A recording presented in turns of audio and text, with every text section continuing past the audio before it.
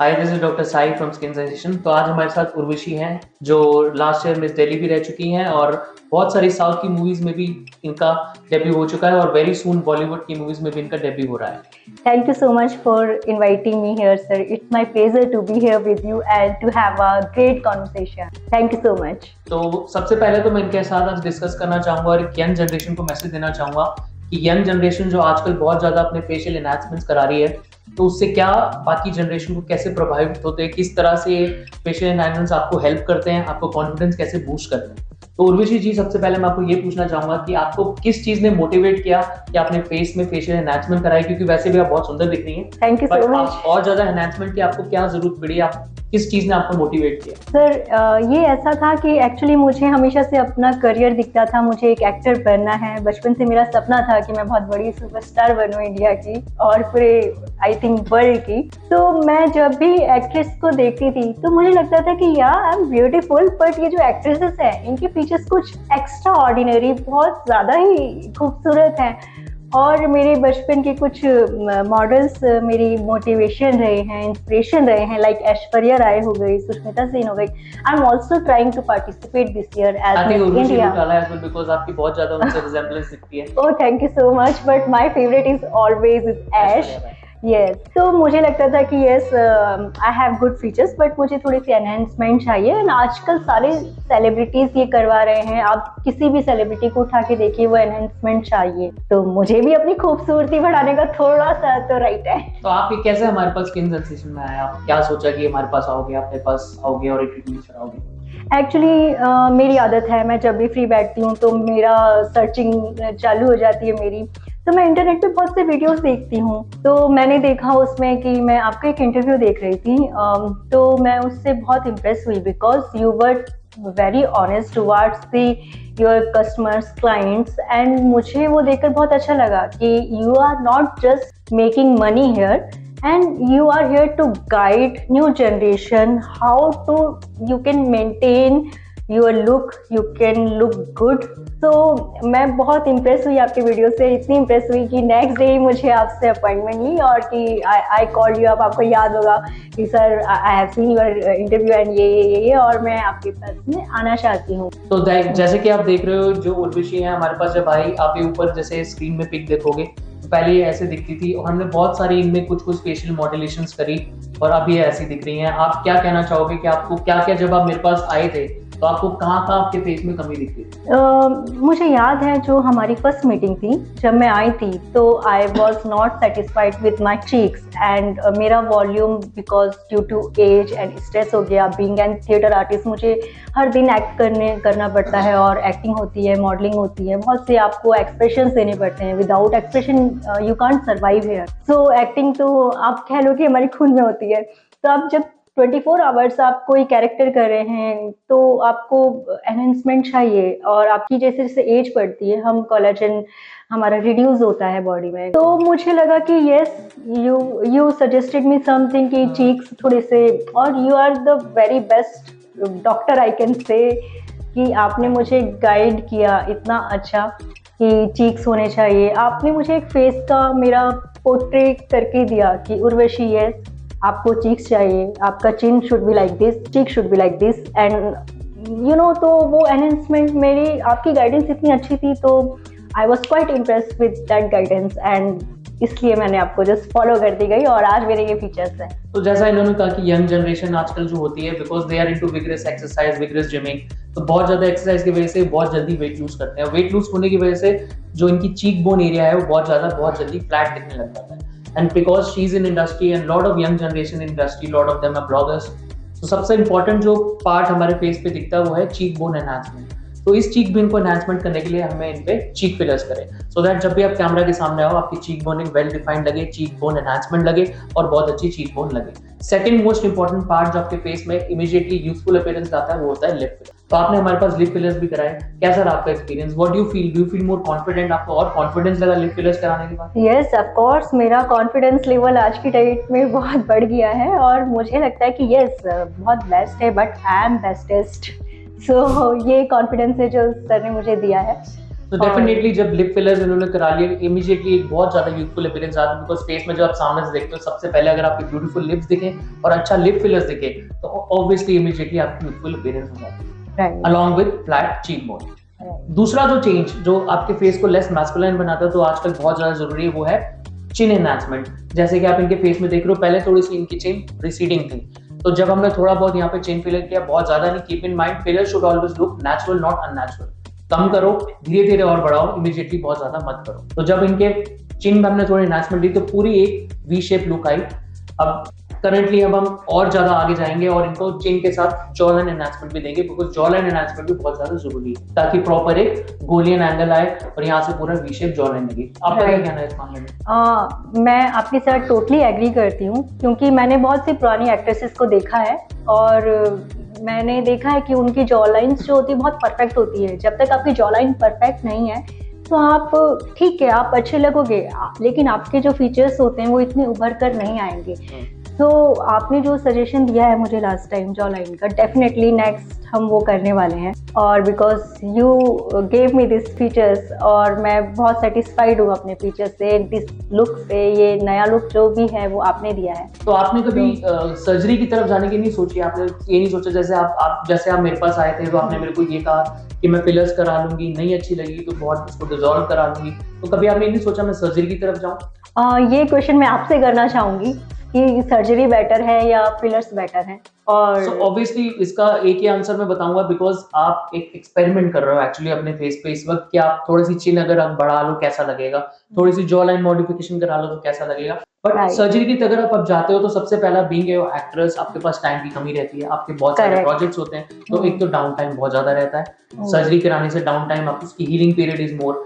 Secondly एक बार surgery होगी तो वो इरिवर्सिबल है। यहाँ तो आपने चिन फिलर करा लिया, अगर अच्छा नहीं लगा तो इमीडिएटली डिसॉल्व करा, लिप फिलर करा लिया, अच्छा नहीं लगा इमीडिएटली डिसॉल्व करा लिया, जॉ लाइन एनहांसमेंट करा लिया आपने, इमीडिएटली डिसॉल्व करा लिया अगर अच्छा लगा। पर अगर एक बार सर्जरी की तरफ चले जाओ तो उसको रिवर्स करने के लिए दोबारा एक सर्जरी करनी पड़ेगी, उसका भी डाउन टाइम बहुत ज्यादा होता है and surgery always have disadvantages. एक और हमने आपके एनहांसमेंट करी थी वो है नोज एनहांसमेंट। तो नोज एनहांसमेंट भी दो तरह की होती है जो आपको पता है, वो एक सर्जिकल राइनोप्लास्टी और एक लिक्विड राइनोप्लास्टी जो हमने फिलर से करी। अब आज आप मेरे पास आए कि मुझे थोड़ा बहुत जो फिलर कराया है, मेरे को नोज में थोड़ी बहुत एनहांसमेंट चाहिए, थोड़ा बहुत इधर उधर कमी रह गई है। पर अगर आप सर्जरी की तरफ चले जाते तो वो एनहांसमेंट हमें एक बार सर्जरी हो गई तो हम उसमें कुछ नहीं कर सकते, उसको रिवर्स करने के लिए दोबारा सर्जरी करनी पड़ेगी। पर यहाँ मेरे पास एक खुला हाथ है कि मैं उस फिलर को थोड़ा बहुत डिसॉल्व करके उसको थोड़ा मॉडुलेट करके आपके नोज को नई शेप दे सकते। तो बेसिकली डॉक्टर आप ये कहना चाहते हैं कि सर्जरी से बेटर जो है वो फिलर्स हैं, जो कि हम टाइम टू टाइम मॉडिफाई और उनमें अमेंडमेंट भी किया जा सकता है, कि हमारे पास में ऑप्शन होगा। Definitely because you have open hands, आपके हाथ खुले हुए हैं कि आप उसमें थोड़ी अमेंडमेंट्स कर सकते हो, चेंज कर सकते हो। जैसे राजकुमार राव ने चिन फिलर कराया जी, अब बहुत सारे लोगों ने उसे ट्रेंडिंग में जी राइट ट्रोल करा, बट अब वो उसके पास एक ऑप्शन रह जाता है कि उसको थोड़ा सा बहुत डिसॉल्व करा के उसको शेप ठीक कर ले। बट अगर आपने एक बार सर्जरी करा ली, चिन इम्प्लांट डला लिया सपोज, तो आपके पास वो ऑप्शन नहीं रह जाती, you have to live with it.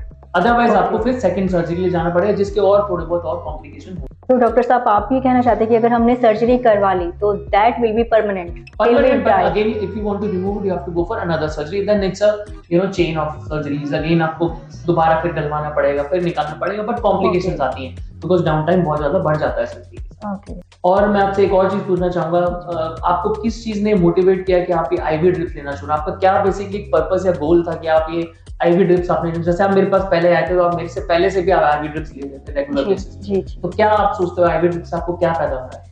Sir ivy drips जो हैं आप आई थिंक कि right now I am 24 okay, तो जैसे जैसे आपकी एज बढ़ती है और मैं being an theatre artist too, तो आप एक्सप्रेशन देते हैं तो आपका जो कोलेजन है वो आपका रिड्यूस होता है फेस पे। तो मेरा जो फेस 2 साल पहले था वो आज वैसा नहीं है, ठीक है। तो मुझे ये एंटी एजिंग भी है, आईवी ड्रिप आपकी एंटी एजिंग भी है। तो बेसिकली आपकी स्किन टेक्सचर को इंप्रूव कर रही है, वाइटनिंग नहीं कर रही बट बेसिकली एक हाइड्रेशन ला रही है, ग्लो कर रही है, क्योंकि स्किन टेक्सचर को इंप्रूव कर रही है। बट आपका कलर तो वैसे ही अच्छा है, तो आप बेसिकली कलर के लिए नहीं ले रहे हो, मैं कलर के लिए नहीं ले रही हूं, कलर नहीं चेंज करती, बेसिकली आपका टेक्सचर इंप्रूव कर देंगे, हाइड्रेशन देंगी और आपके फेस में नेचुरली ग्लो ला देंगी ताकि आप वैसे ही तो सुंदर बट हो और स्किन ज्यादा क्लियर सुंदर भी दिखे। लगती है उससे, आई थिंक सो कि skin clear, because skin clear आपकी होती है। पिगमेंटेशन पूरी बॉडी से पिगमेंटेशन हटा देगी, सारा ओके, क्लियर कर। That is the reason. अच्छा, मैं फिलर्स के मामले में अगर आपसे लूं तो जैसे कि आपका क्या राय है, कई लोग आप देख रहे हो इंडस्ट्री में बहुत ज्यादा फिलर्स करा लेते हैं। जैसे फॉर इंस्टेंस बिग बॉस में देखो, तो बिग बॉस में हमारा भी एक कैंडिडेट गया है जिसकी हमने कुछ राइट, रिसेंटली एनहांसमेंट्स गए करे हैं हैं, मैं अभी। नाम नहीं लूंगा, बट कुछ जी। हमारे पास आके भी बिग बॉस में हम्म, एक कैंडिडेट गया है जिसने कुछ एनहांसमेंट्स कराए हैं जो बहुत ही नेचुरल लग रहे हैं, और पैरेलली उसके एक और कैंडिडेट गया है जिसके एनहांसमेंट बहुत ज्यादा दिख रहे हैं, तो वो भी थोड़ी ट्रोल हो रही है कि ये प्लास्टिक लग रही है। तो आपको क्या मामला है कि थोड़ा कम रखना चाहिए, थोड़ा नेचुरल रखना चाहिए, बहुत ज्यादा कर देना चाहिए? सर इन दिस रिगार्ड तो मुझे आप बहुत बेस्ट डॉक्टर लगे हैं, क्योंकि मैं जब आपके पास आई थी तो आपने जस्ट मेरे फेस को आपने ऑब्जर्व किया था कि मुझे क्या रिक्वायरमेंट है, मेरे फेस पे क्या रिक्वायरमेंट है और मेरे फेस पे क्या अच्छा लगेगा और कितना अच्छा लगेगा। सपोज अगर मेरे ऑलरेडी शार्प नोज है तो उसको मैं बहुत ज़्यादा शार्प नहीं कर सकती, बट मे बी कि मेरी नोज 90% करेक्ट है, तो then you will increase only 10%, तो आप 10% ही एनहेंस करेंगे। सेकंड, हमने जितनी भी चीज़ें की हैं, लाइक चीक फिलर हो गया, आपके लिप फिलर हो गया, तो आपने वो टाइम टू टाइम किया है, हमने 15 डेज में इकट्ठे नहीं किया, बहुत इकट्ठे नहीं किया, तो ताकि चीजें नेचुरल लगे। तो हम लोग एक टाइम के बाद में पहुंच गए थे कि यस, कि ये अब बेटर फीचर्स आ रहे हैं, कि हमें कितना चाहिए। तो ये बहुत इंपॉर्टेंट, मैं कहना चाहूंगी कि इंपॉर्टेंट पार्ट है कि आप कुछ भी करवाते हैं आप इकट्ठे मत करवाइए, और आपके जो भी डॉक्टर हैं वो बहुत ट्रेन होने चाहिए अपने काम में, उनको अपना काम बहुत अच्छे से आना चाहिए, और ये नहीं है कि they are just making money, कि आप एक बार आए उन्होंने एक बार में सब कर दिया। डॉक्टर आपके फेस को ऑब्जर्व करें, आपको देखें कि क्या चाहिए क्या नहीं चाहिए, उसके अकॉर्डिंग वो काम करें। तो this is a message for all the generation that आप कराइए फिलर्स, एस्थेटिक ट्रीटमेंट्स कराइए, पर बहुत ज्यादा मत कराइए। आपको आर्टिफिशियल नहीं लगना, सुपरफिशियल नहीं लगना, नेचुरल लुक देनी है। आपको basically enhance your natural features, but don't overdo it कि आपको इतना ज्यादा दिखने लग जाए, प्लास्टिक दिखने लग जाए, आर्टिफिशियल दिखने लग जाए। This goes a message for all the generation जो बहुत ज्यादा फिलर्स करा रही है, लिमिट में कराइए, एनहांस करिए, बट ओवरडन मत करिए। Right, that is the message. Exactly, you are absolutely दूसरा, जब आप मेरे पास आए थे तो मैं आजकल बहुत सारे लोगों की, यंग जनरेशन की बहुत मेजर प्रॉब्लम हो गई है स्क्रीन टाइम, ऑलवेज स्क्रॉलिंग। तो आपके भी यही सेम प्रॉब्लम आई, अंडर आई फॉलोअर्स, डार्क सर्कल्स। इसके बारे में आप क्या कहना चाहोगे?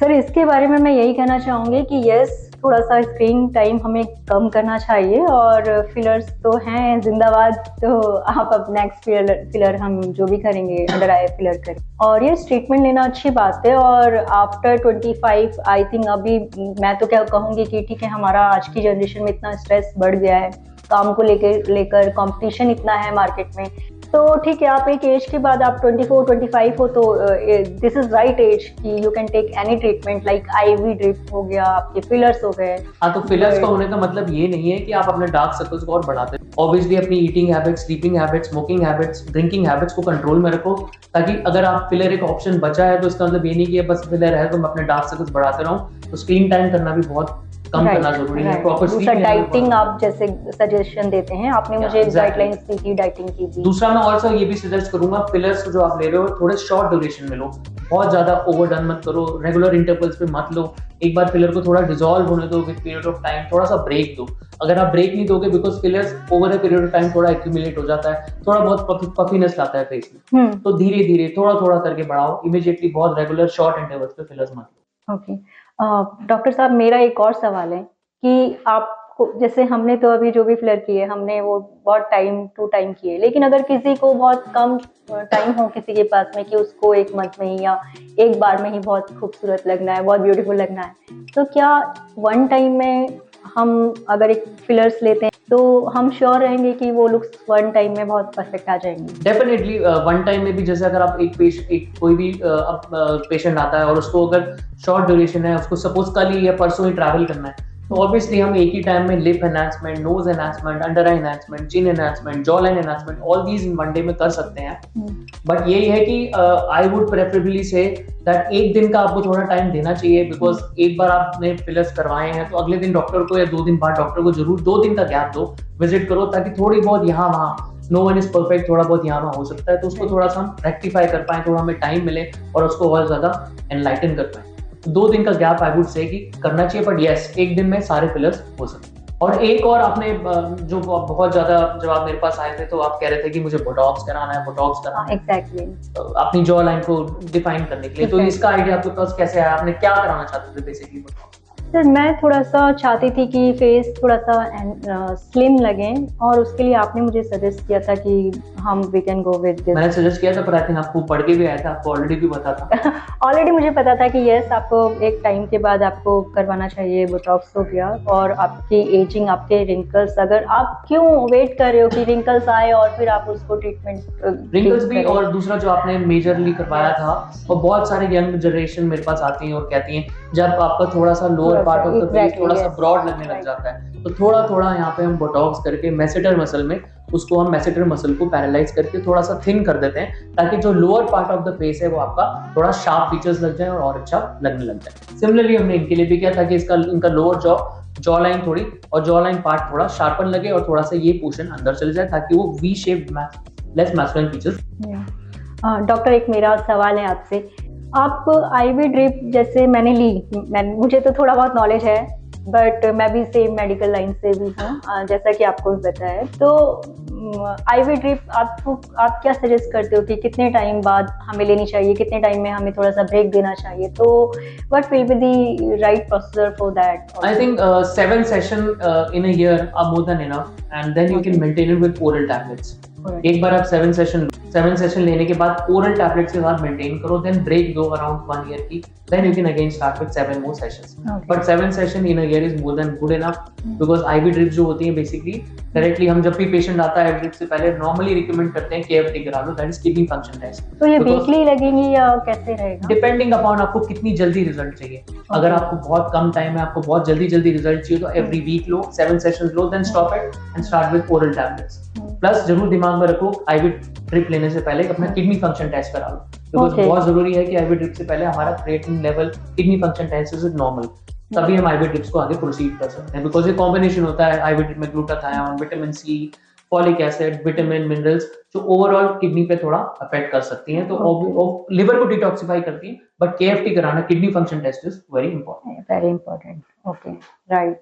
थैंक यू डॉक्टर, आपने मुझे बहुत अच्छे सजेशंस दिए हैं और मुझे बहुत अच्छे लुक देने के लिए thank you so much. Thank you so much for coming here and guiding us and guiding the whole young generation. You have set a motive that obviously you're coming up and telling younger generation, yes, facial enhancements can be done, and you can look much more beautiful, much more enhanced with this facial. Looking forward to have more treatments with you and hope to see you soon. Sure, sir. Sure.